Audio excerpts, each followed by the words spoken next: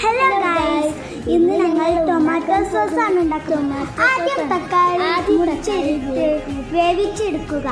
നല്ലോണം ഇളക്കുക. മിക്സിയിലിട്ട് പറഞ്ഞടിക്കുക. ഇനി തരിപ്പയിലെടുത്ത് അടിക്കുക. ശേഷം മുളകുംപൊടി ഇടുക. നന്നായിട്ട് ഇളക്കുക. എന്നിട്ട് ഉപ്പിടുക.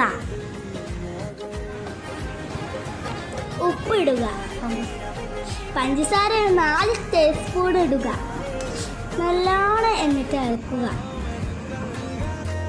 നല്ല കളറിട്ട് കൊടുത്ത് ഇളക്കുക.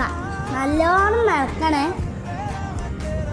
സുർക്ക ഒഴിച്ച് കൊടുക്കുക.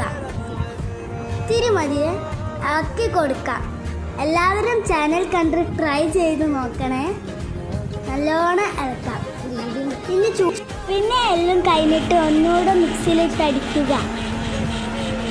എല്ലാവരും ചാനൽ കാണുക, ലൈക്ക് ചെയ്യണം. ഇപ്പോൾ